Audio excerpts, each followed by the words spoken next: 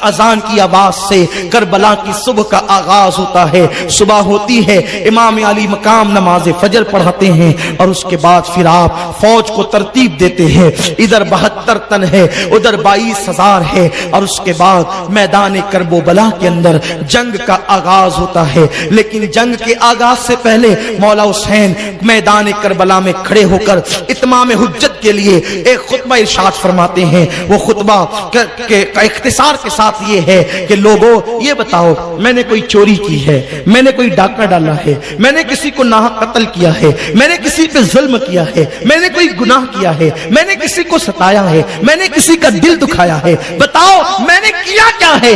लोगों क्या तुम्हें नहीं पता इस वक्त रूए जमीन पर क्या सबसे अफजल मैं नहीं?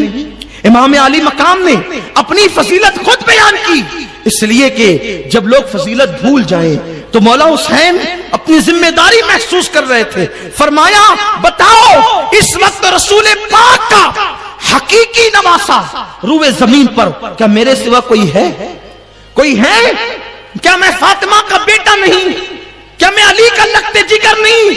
जाके पूछो, इस वक्त जाबिर इब्ने अब्दुल्ला मौजूद है, इस वक्त अकाबिर सहाबा की औलादें मौजूद है जिन्होंने अपने कानों से सुना और जिन्होंने अपने बाप दादाओं से अपने कानों से सुना कि रसूलुल्लाह ने फरमाया हुसैन और मिन्नी वाना मिनल हुसैन, हुसैन मुझसे मैं हुसैन से, मैं वही हूं जिसको नबी सूंघते थे, मैं वही हूं जिसको नबी चूमते थे, मैं वही हूं जिसके लिए सजदे तवील करते थे। एक बदबख्त जिसका नाम इब्ने अशअत था, इब्ने अशअत ने कहा हुसैन तू रसूलुल्लाह की औलाद नहीं।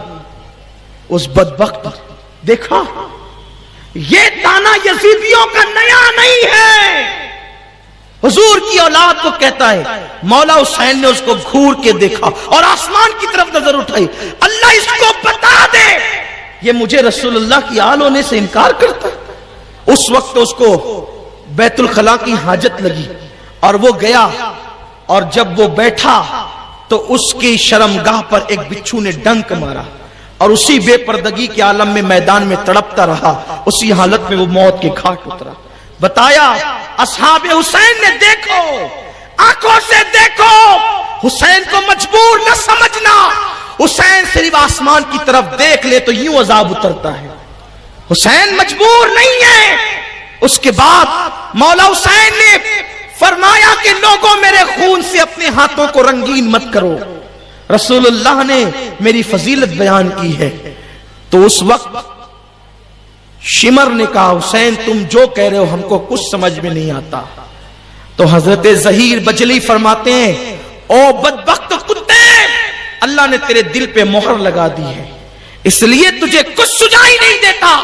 नवासे रसूल को तू कहता है मुझे कुछ सुझाई नहीं देता, मुझे कुछ सुनने में नहीं आता। किसी बदबख्त ने कहा हुसैन ये तकरीर की जगह नहीं है, या बैअत करो या जंग करो। मौला हुसैन ने फिर वापस अपने घोड़े को एड़ लगाई और आप खैमे में पहुंचे और फिर जंग का आगाज हुआ। सबसे पहले शहीद मैदान करबला के हजरत अब्दुल्ला इब्ने उमैर कल्बी है, ये गए और ये मैदान करबला में इमाम हुसैन की तरफ से पहले शहीद है। उसके बाद हजरत हुर गए। ये हुर कौन है? हुर आप जानते हैं यही 1000 का लश्कर लेकर इमाम हुसैन को गिरफ्तार करने आए थे। लेकिन गिरफ्तार करने के लिए जब आए तो मौला हुसैन ने इनको गुस्से से कहा था क्यों आया? उसने कहा था मैं आपको गिरफ्तार करने आया हूं। आपने फरमाया था तू मुझे गिरफ्तार करेगा, तेरी माँ तुझ पे रोए। मेरे मौला हुसैन ने कहा तेरी माँ, जब गुस्से में अरब आते थे तो सख्त जुमला किसी को कहते थे, ये कहते थे तेरी माँ तुझ पे रोए। तो आपने फरमाया तेरी माँ तुझ पे रोए, तो लोगों के लिए बहुत बड़ी गाली, गोया के लोग समझते थे कि मुझे इतनी बड़ी बात कह दी मेरी माँ का नाम लेकर कि मेरी माँ मुझ पे रोए। तो उसने कहा हुसैन अगर ये जुमला अरब का कोई बहादुर भी कहता ना तो मैं पलट करके उसको यही कहता, लेकिन आपकी अम्मी इतनी मोहतरम है कि इस मौके पर मैं आपकी माँ का नाम भी नहीं ले सकता। आपकी माँ बिनते रसूल है, शहजादी रसूल मलके फिरदौस से बरी है, इसलिए मैं उनका नाम इस मौके पर न लूंगा। तो इमाम अली मकाम ने तो फिर उसको नजरअंदाज किया और वो करबला तक लाया। अल्लाह को ये अदा हुर की इतनी पसंद आ गई कि जो फातिमा के नाम का एहतराम करता है वो यजीदी के खैमे में रहे, अल्लाह को गवारा नहीं। ऐन जंग के मौके पे अल्लाह ने हुर को पलटने की तौफीक अता फरमाई और हुर वापस इधर आ गए, यजीदियों को छोड़ के इस तरफ आ गए, ऐन जंग में इधर आ गए और कहा मौला मुझे माफ कर दो। मौला हुसैन ने कहा जा माफ किया, जितनी गलतियां की सब माफ किया और यह भी फरमाया इससे पहले जो तू गुनाह कर चुका जा अल्लाह ने उसको भी माफ कर दिया और मैं तुझे जन्नत की बशारत देता हूं। और हुर जो है लड़ने के लिए गए और खूब कत्ल किया लोगों को।